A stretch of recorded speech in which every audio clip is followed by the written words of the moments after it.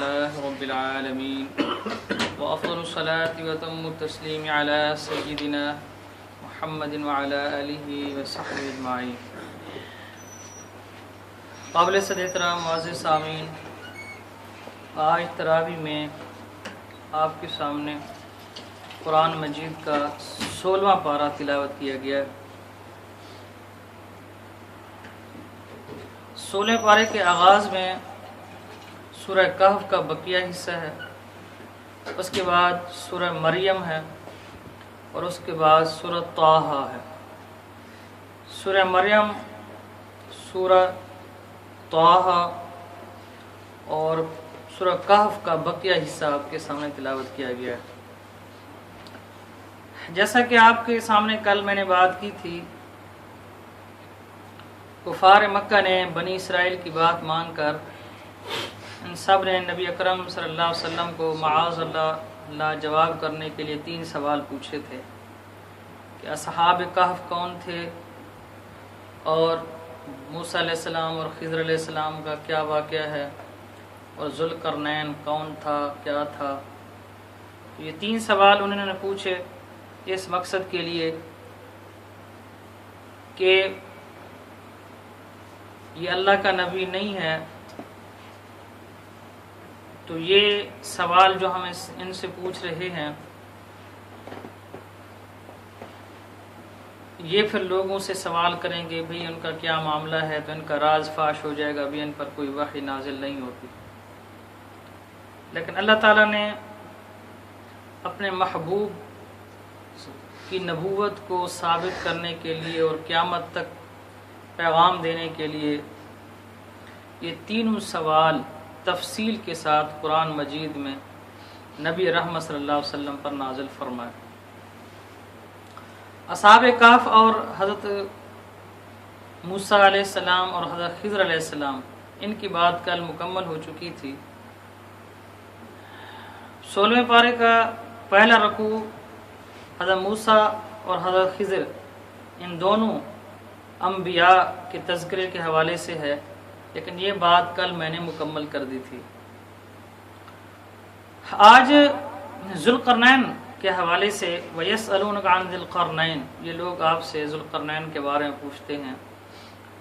تو جو قرآن ذوالقرنین کے بارے میں کہتا ہے، قرآن کہتا ہے کہ وہ ایک صحیح نیک دل اللہ کے فرما بردار، اللہ کی اطاعت کرنے والے بادشاہ تھے. اور اللہ تعالیٰ نے ان کو جو حکومت دی تھی وہ مشرق سے لے کر مغرب تک تھی.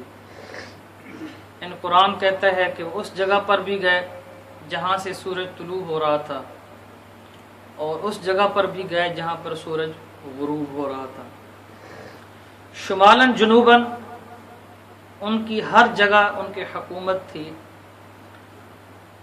ایک تو قرآن ان کی حکومت کو بتاتا ہے، دوسرا ان کے نیک دلی اور اللہ کی اطاعت اور فرمانبرداری کو بتاتا ہے، تیسرا یہ بتاتا ہے کہ انہوں نے یاجوج اور ماجوج جو ایک قوم ہے، ایک مخلوق ہے جو مسلمانوں کو، انسانوں کو تنگ کر رہی تھی، ان کو بند کرنے کے لیے انہوں نے ایک دیوار تعمیر کی.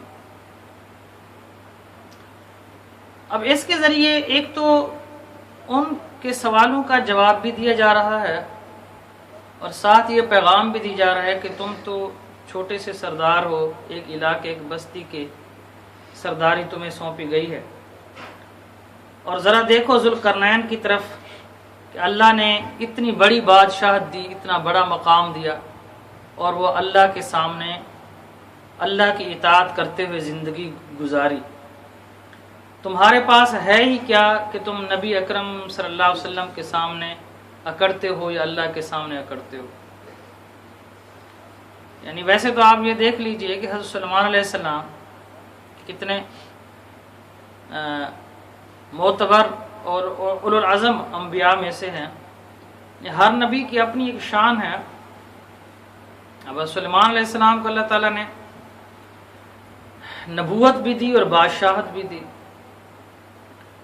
یعنی اور صرف بادشاہت انسانوں پر نہیں ہے، ہواؤں پر بھی بادشاہت ہے، جنوں پر بھی بادشاہت ہے، پرندوں پر بھی بادشاہت ہے، حشرات الارض زمین پر چلنے والے کیڑے مکوڑوں پر بھی بادشاہت ہے، اور ان کی بات سمجھنے کی بھی صلاحیت دی گئی ہے کہ جو پرندے بات کرتے ہیں ان سے سلیمان علیہ السلام بات کر کے بات بھی کرتے تھے، جنوں سے بھی بات کرتے تھے، یعنی یہ ایک بہت بڑا نرالا اور انوکھا واقعہ ہے۔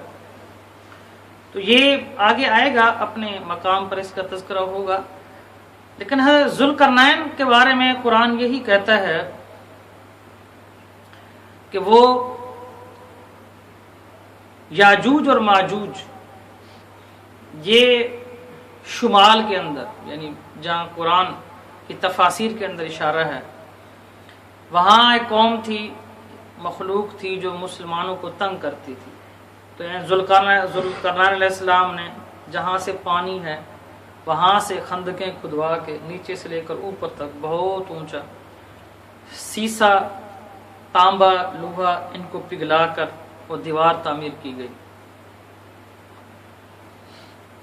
تو یہ بند کر دیا گیا قیامت تک کے لیے۔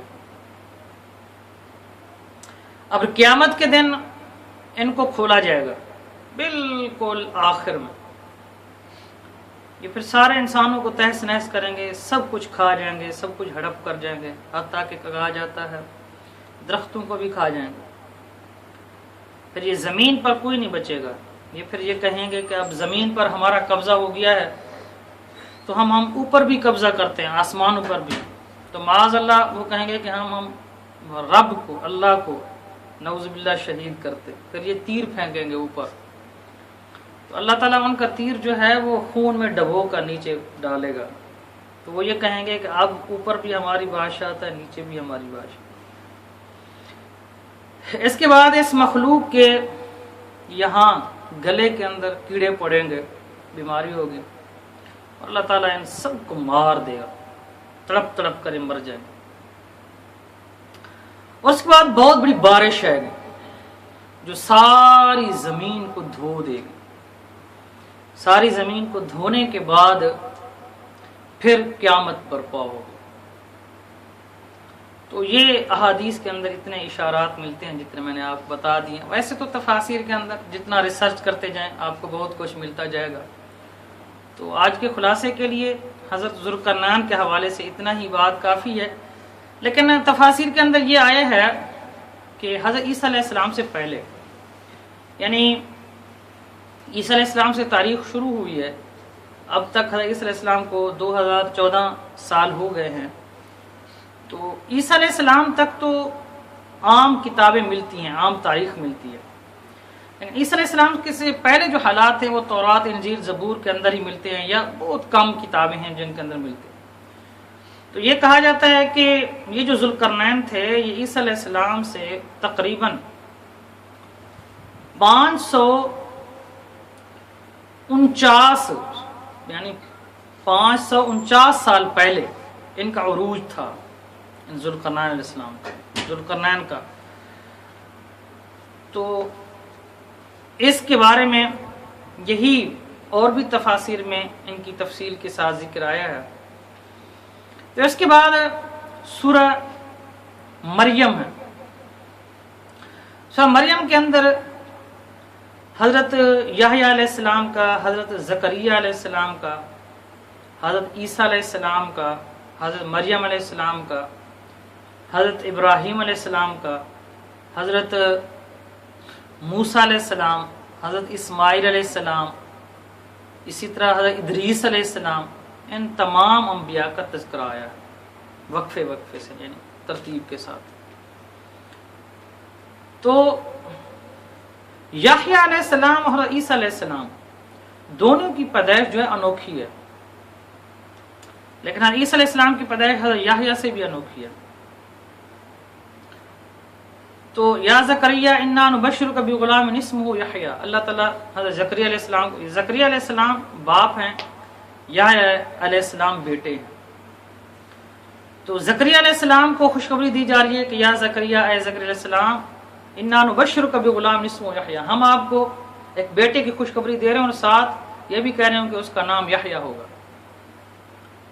اب ان کی بیوی جو تھی وہ بانچ پن کا شکار تھی، یعنی جوانی کے اندر، اب تو بالکل بوڑھی ہو چکی تھی جب اللہ تعالیٰ نے یہ فرمان دیا۔ تو انہوں نے آگے کہا کہ میرا بیٹا کیسے پیدا ہوگا، تو اب تو میری بیوی بوڑھی ہو گئی ہے، نوجوانی کے اندر اولاد نہیں ہوئی، اب کیسے ہوگی؟ تو اللہ نے فرمایا یہ میرے لیے کوئی مشکل بات نہیں ہے، یہ ایسے ہی ہو کر رہا ہے۔ اور بالآخر یحییٰ علیہ السلام پیدا ہوئے۔ پھر اللہ تعالیٰ نے ان کو نبی بنایا، یحییٰ علیہ السلام۔ مریم کے اندر تو ان کا اتنا ہی تذکرہ ہے۔ اس کے بعد حضرت عیسیٰ علیہ السلام کا تذکرہ ہے۔ آپ یہ دیکھیں کہ حضرت آدم علیہ السلام کو اللہ تعالیٰ نے بغیر باپ اور بغیر ماں کے پیدا کیا اپنی قدرت سے۔ حضرت حوا کو، اما حوا کو بغیر ماں کے پیدا کیا ہے اپنی قدرت سے۔ اب کیا رہ گیا تھا؟ حضرت عیسیٰ علیہ السلام کو بغیر باپ کے پیدا کیا ہے اپنی قدرت سے۔ تو ان کا تذکرہ تفصیل کے ساتھ آیا حضرت عیسیٰ علیہ السلام کا اور حضرت مریم علیہ السلام کا۔ تو فرشتہ ان کے پاس آیا، وَاذْكُرْ فِي الْكِتَابِ مَرْيَمَ إِذِ انتبذت مِنْ أَهْلِهَا مَكَانًا شَرْقِيًّا فَاتَّخَذَتْ مِنْ دُونِهِمْ حِجَابًا فَأَرْسَلْنَا إِلَيْهَا رُوحَنَا فَتَمَثَّلَ لَهَا بَشَرًا سَوِيًّا قالت إني أعوذ بالرحمن منك إن كنت تقيا قال إنما أنا رسول ربك لأهب لك غلاما زكيا قالت أنى يكون لي غلام ولم يمسسني بشر ولم أك بغيا قال كذلك قال ربك هو علي هين ولنجعله آية للناس ورحمة منا۔ تو یہ آیات ہیں۔ فرشتہ ان کے پاس آیا تو مریم علیہ السلام انتہائی پاک دامن خاتون تھی، تو وہ ڈر گئیں، انسانی شکل میں آیا۔ تو فرشتے نے کہا کہ آپ ڈرو نہیں، میں اللہ کی طرف سے فرشتہ ہوں اور آپ کے ہاں بیٹا پیدا ہو۔ مریم علیہ السلام نے آگے جواب دیا، قالت انا یکون لی غلام ولم، میرے ہاں کیسے لڑکا پیدا ہو سکتا ہے؟ نہ تو کسی انسان نے مجھے آج تک چھوا ہے اور نہ ہی جو ہے میں کردار کے لحاظ سے کوئی ایسی عورت ہوں کہ میرے ہاں بیٹا پیدا ہو۔ لیکن فرشتے نے کہا کہ یہ ایسا ہو کر رہے گا، یہ تیرے رب کے لیے آسان ہے۔ اور ایسا ہوا، عیسیٰ علیہ السلام پیدا ہوئے۔ تو وہ حزی الیک بجذع النخلۃ تساقط علیک رطبا جنیا، پیدائش کے وقت بالکل کھجور کے نیچے تھیں، یہ گھر سے باہر چلی گئی تھیں۔ تو انتہائی خشک کھجور کو، خشک تنے کو اللہ حکم دیتا ہے کہ اس کو کھینچو، تو ان کے اوپر تر و تازہ جو ہے وہ پھل گرنے لگے۔ اس کے بعد یہ بیٹا لے کر حضرت عیسیٰ علیہ السلام کو اپنی قوم کی طرف آئیں، گھر میں آئیں۔ تو اللہ تعالیٰ سے مریم علیہ السلام نے فریاد کی کہ اللہ اب میں لوگوں کو کیا کہوں گی؟ تو اللہ تعالیٰ نے فرمایا کہ تم نے کہنا کہ مجھے چپ کرو، ذرا خاموش، اور اس بچے کی طرف اشارہ کرو۔ اور مریم علیہ السلام نے ایسا ہی کیا۔ لوگوں نے کہا وہ جو ابھی بچہ پیدا ہوا ہے اس سے ہم کیا بات کریں، یعنی جیسے لوگوں کی عادت ہوتی ہے۔ لیکن عیسیٰ علیہ السلام نے ماں کے پیٹ سے پیدا ہوتے ہی جب انہوں نے اس کی طرف اشارہ کیا تو قرآن کہتا ہے، عیسیٰ علیہ السلام نے فرمایا، قال انی عبد اللہ، میں اللہ کا بندہ ہوں، مجھے اللہ نے نبوت دی ہے، نبوت سے نوازا ہے، اور مجھے اللہ تعالیٰ نے کتاب سے نوازا ہے۔ یہ بات اس ٹائم کی تھی جب وہ پیدا ہوئے تھے اور مریم علیہ السلام نے اشارہ کیا۔ اس کے بعد حضرت ابراہیم علیہ السلام کا تذکرہ ہے۔ تو ان کا تذکرہ گاہے بگاہے ہوتا رہا ہے، اس پر تفصیل کی ضرورت نہیں ہے۔ موسیٰ علیہ السلام کا تذکرہ بھی ہے مختصراً، حضرت اسماعیل علیہ السلام کا تذکرہ ہے مختصراً۔ تو اسماعیل علیہ السلام کا تذکرہ آگے بھی آئے گا، لیکن کیا ہی پیارے نبی ہیں کہ قربانی دینے والا بھی باپ ہے، قربانی جو جس سے لی جا رہی ہے، دونوں باپ بیٹا نبی ہیں۔ جب ابراہیم علیہ السلام کو اللہ تعالیٰ نے بیٹا دیا تو تقریباً 84-85 سال کی عمر میں، 80 سال اتنا عمر تھی، اور پھر 8-9 سال کی عمر میں واقعہ پیش آیا تو 92-93-94 سال بنتی ہے تقریباً، کم و بیش اتنا۔ تو آج تک تاریخ نے نہیں دیکھا کہ ایک 90 سال کا 95 سال کا بوڑھا اپنے 8-9 سال کے بچے پر چھری چلا رہا، تاریخ نے پہلی مرتبہ دیکھا، اور فرشتے پہلی مرتبہ روئے ہیں۔ ایک اس موقع پر روئے ہیں پہلی مرتبہ جب اسماعیل علیہ السلام کی گردن پر چھری چل رہی تھی، اور دوسری مرتبہ فرشتے روئے ہیں جب محمد رسول اللہ صلی اللہ علیہ وسلم طائف کی وادی میں آپ پر پتھر برس رہے تھے، یہ دوسری مرتبہ پھر فرشتے روئے ہیں۔ تو ان کے بعد سورۃ طٰہٰ ہے۔ طٰہٰ یہ بھی مکی صورت ہے، مکہ مکرمہ میں نازل ہوئی۔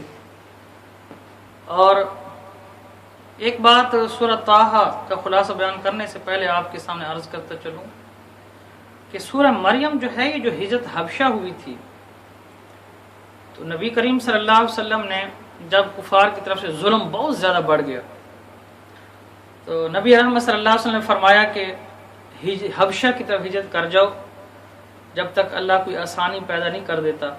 وہاں کا بادشاہ انتہائی انصاف کرنے والا ہے، اس کی سلطنت میں ظلم نہیں ہوتا، یہ صحیح بادشاہ تھا نجاشی۔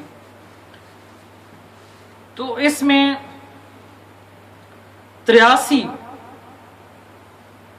مرد اور 11 عورتوں نے ہجرت کی تھی، اور جو ہجرت کر گئے تھے وہ کہ عام آدمی نہیں تھے۔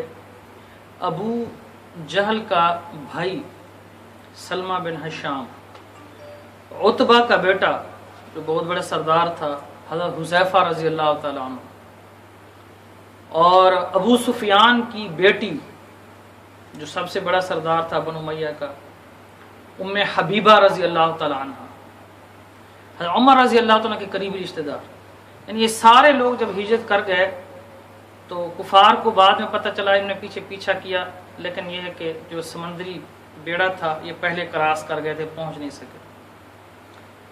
تو پھر انہوں نے حضرت عمر بن عاص اور حضرت عبداللہ، ان 2 سرداروں کو بھیجا، اور یہ بہت ہی سیاسی لوگ تھے، عمر بن عاص اور حضرت عبداللہ جو تھے، یعنی کفار نے بھیجا، اور انتہائی زبان پر بڑی گرفت تھی، کلام پر بڑی قدرت رکھتے تھے۔ تو ان کو بھیجا کہ تم انتہائی سیاسی بصیرت رکھتے ہو، بات کرنے میں تمہیں قدرت حاصل ہے، کہ تم جاؤ اور نجاشی سے جا کر کہو کہ یہ لوگ بھگوڑے تمہارے پاس آئے ہوئے ہیں، ان کو ہمارے پاس واپس بھیج دو۔ جب یہ نجاشی کے پاس گئے تو بڑے قیمتی تحائف لے کر گئے کفار مکہ کی طرف سے۔ تو نجاشی نے کہا پہلے میں ان لوگوں کی بات تو سنوں جو میری سلطنت میں آئے ہیں، یعنی یہ سب سے بڑی اس کی عقل مندی تھی، اگر ان کی بات سن کر ہی بھگا دیتا، لیکن اس نے کہا میں پہلے ان کو بلاؤں گا، ان کی بات سنوں گا۔ حضور صلی اللہ علیہ وسلم جس کے بارے میں کہا ہو کہ وہ ظلم نہیں کرتا، اس کی سلطنت میں عدل ہوتا ہے، تو بلایا گیا ان تمام مہاجرین کو، صحابہ کرام کو جو ہجرت کر کے گئے تھے۔ تو ان کے سردار حضرت جعفر بن ابی طالب تھے، حضرت علی رضی اللہ عنہ کے بھائی۔ انہوں نے آپس میں مشورہ کیا ابھی کیا کرنا چاہیے، اب یہ پیچھے آئے ہوئے ہیں۔ تو مشورے میں یہ طے ہوا کہ جھوٹ نہیں بولیں گے، جو بات سچ ہے وہ کہہ دیں گے۔ حضرت جعفر بن ابی طالب رضی اللہ عنہ آگے آئے، تو نجاشی نے پوچھا آپ کیوں آئے ہو میرے ملک میں؟ تو حضرت جعفر بن ابی طالب رضی اللہ عنہ آگے بڑھے، لمبی تقریر ہے، اس کے چند الفاظ میں آپ کے سامنے کہتا ہوں۔ حضرت جعفر بن ابی طالب رضی اللہ عنہ بڑی خوبصورت اور ان کو انتہائی رقت امیز اور دل کو چھو دینے والی اور آنسو بہا دینے والی تقریر فرمایا، او سردار، او بادشاہ، سنو ہماری بات، ہم لوگ انتہائی اندھیروں کے اندر پڑے ہوئے تھے، ظلم کے اندر تھے، بربریت کے اندر تھے، شرک کرتے تھے، اللہ کے ساتھ شریک ٹھہراتے تھے، بیت اللہ کے اندر 360 بت رکھے ہوئے ان کی پوجا کر رہے ہیں، قتل و غارت کرتے تھے، زنا کرتے تھے، شراب پیتے تھے۔ اللہ نے ہم پر احسان کیا، ہمیں میں سے اللہ نے نبی بھیجا، اس نے آ کر ایک خدا ایک اللہ کی آ کر دعوت دی، ہم ایک اللہ پر ایمان لائے، ہم نے زنا، شراب، چوری، ڈاکہ یہ چھوڑا، ظلم اور بربریت کا راستہ چھوڑا، تو یہ لوگ ہمارے رشتہ دار دشمن بن گئے، ان کا ظلم و ستم بہت زیادہ بڑھ گیا، تو ہم تیرے ملک میں آ گئے، ہمارے نبی نے ہمیں حکم دیا ہے ہم تیرے ملک۔ یعنی الفاظ تھوڑا سا آگے پیچھے ہو سکتے ہیں، مفہوم تقریباً یہی تھا۔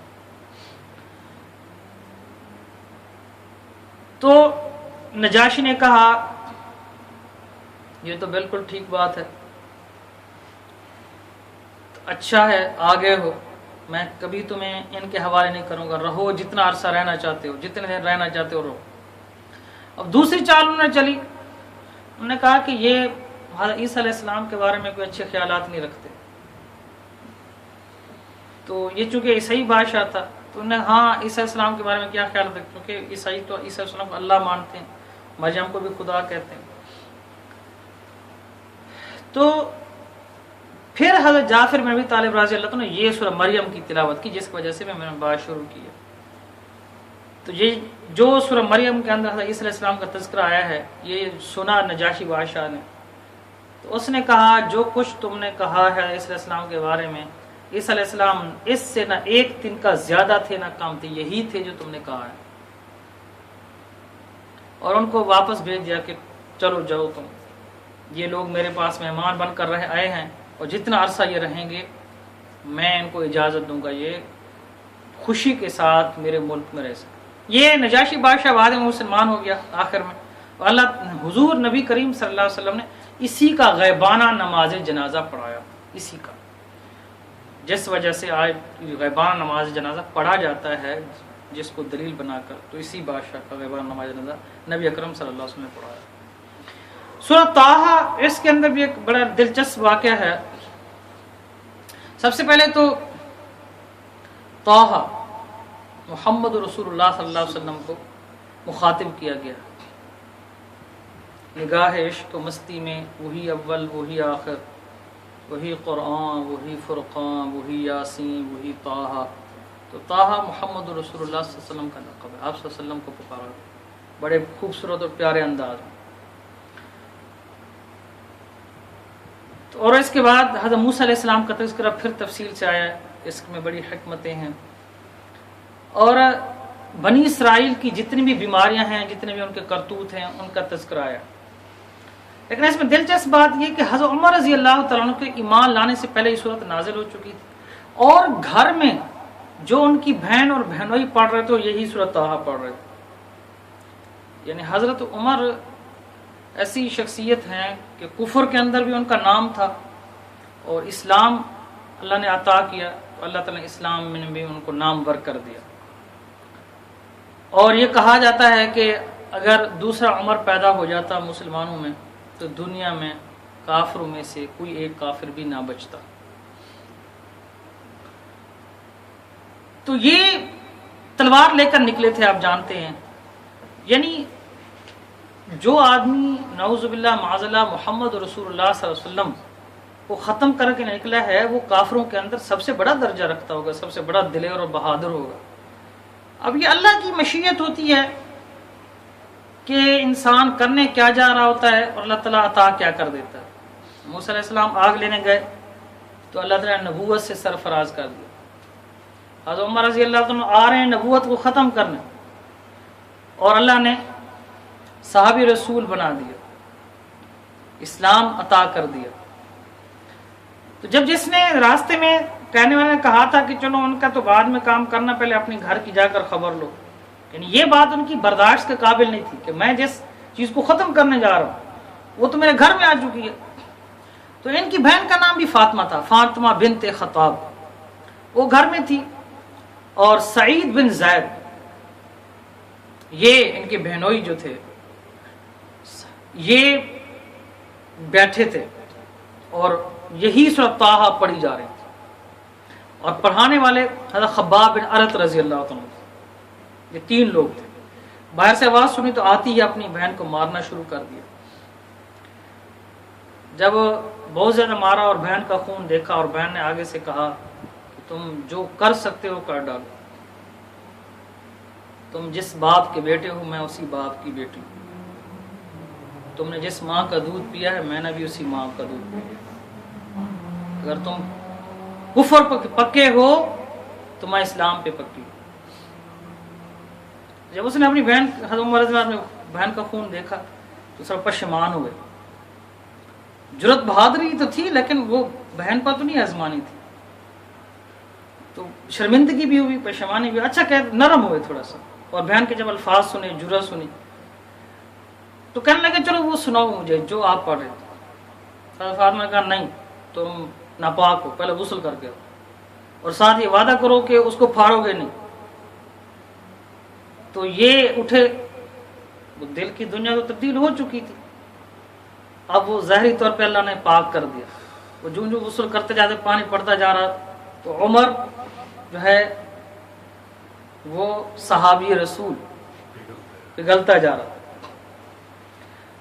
تو غسل کر کے آئے پھر، تو حضرت خباب بن ارت رضی اللہ عنہ چھپ گئے تھے، جب ان کی آہٹ سنی تھی تو وہ بھی آ گئے، باہر نکل آئے، تو پھر ان کو یہ سورۃ طٰہٰ اس کی آیات سنائی گئی، اور ساتھ حضرت خباب بن ارت رضی اللہ تعالیٰ عنہ نے فرمایا کہ اے عمر، میں نے کل ہی محمد رسول اللہ صلی اللہ علیہ وسلم کی زبان مبارک سے یہ سنا ہے کہ یا اللہ، یا تو ابو الحکم بن حشام، یعنی یہ ابو جہل کا نام، یا اس کو، یا پھر عمر بن خطاب کو، ان دونوں میں سے کسی ایک کو اسلام عطا فرما۔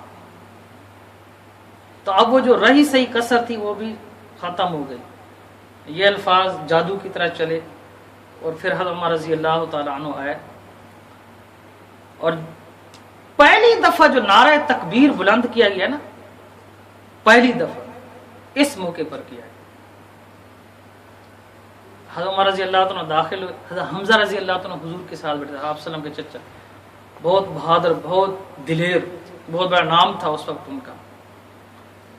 تو انہوں نے دیکھا، باقی صحابہ تھوڑے سے ڈر گئے تھے، یعنی انہوں نے حضور سے فرمان عرض کرنے لگے یا رسول اللہ عمر آ رہے، تو حضرت حمزہ رضی اللہ عنہ نے فرمایا تھا کہ آنے دو، آج اگر یہ ٹھیک ارادے سے آ رہے ہیں ٹھیک، ورنہ اسی کی تلوار سے اس کی گردن اڑاؤں گا۔ خاندان تو ایک ہی تھا، مطلب ایک ہی قبیلے کے لوگ، ایک ہی جگہ کے رہنے والے، ایک ہی خون، ایک ہی جذبہ، ایک ہی تڑپ، اور جو ادھر آ جاتا تھا وہ اس پر پکا ہو جاتا تھا، جو ادھر تھے وہ اس پر پکے تھے۔ تو حضرت عمر رضی اللہ تعالیٰ عنہ آئے اور نبی کریم صلی اللہ علیہ وسلم کے قدموں میں اسلام قبول کر لیا۔ تو پہلی دفعہ پھر صحابہ کرام نے نعرہ تکبیر بلند کیا، اللہ اکبر۔ نعرہ تکبیر فتح کی نشانی ہوتا ہے، جب اللہ تعالیٰ فتح دیتے ہیں اس وقت نعرہ تکبیر بلند کیا جاتا ہے۔ تو حضرت عمر رضی اللہ تعالیٰ کا ایمان لانا اسلام کی بہت بڑی فتح تھی، اور بعد کے حالات نے اس کو ثابت بھی کیا۔ ایک اور نقطہ دل میں رکھیے، ہر نبی نے جب وہ آخری وقت آیا ہے کہ قوم بالکل نہیں مانی، تو ہر نبی نے عذاب مانگا ہے۔ جب قوم نے ماننے سے انکار کر دیا تو ہر نبی نے کیا مانگا ہے؟ عذاب مانگا۔ محمد رسول اللہ صلی اللہ علیہ وسلم نے جب یہ مرحلہ آیا ہے تو عمر بن خطاب مانگا ہے۔ اگر حالات کا جائزہ لیں تاریخ پر اور نبی کریم صلی اللہ علیہ وسلم کی سیرت کو غور سے دیکھیں، تو جب یہ مقام آیا کہ اب حالات ایسے گئے تو حضور نے عذاب نہیں مانگا، عمر بن خطاب مانگا۔ عذاب تو خیر کہیں بھی نہیں مانگا، پوری زندگی میں رحمت ہی رحمت مانگی ہے۔ تو اس صورت کے اندر بنی اسرائیل کا تفصیل کے ساتھ ذکر ہوا، اور آخر میں اس صورت کے آخر میں کچھ لوگوں کا تذکرہ کیا گیا جو قیامت کے دن اندھے بنا کر اٹھائے جائیں گے، اور قیامت کے دن اللہ سے کہیں گے کہ یا اللہ ہمیں اندھا کیوں اٹھایا گیا؟ تو اللہ تعالیٰ فرمائیں گے دنیا میں تمہیں آنکھیں دی تھی لیکن تم نے میرے آیات، میرے حق، میرے دین کو دیکھا ہی نہیں تھا۔ تو آنکھیں تو دی تھی حق کو دیکھنے کے لیے، اس وقت تم نے بھلا دیا میرے حق کو، آج میں نے بھلا دیا، آج میں نے تمہاری آنکھیں لے لی، کیونکہ فائدہ تو ہے نہیں ان کا، اور تمہارے لیے جہنم ہے۔ تو اللہ تعالیٰ سے دعا ہے کہ اللہ تعالیٰ ہم سب کا حامی ناصر ہو۔ اقول قولی ھذا استغفر اللہ لی ولکم ولسائر المسلمین۔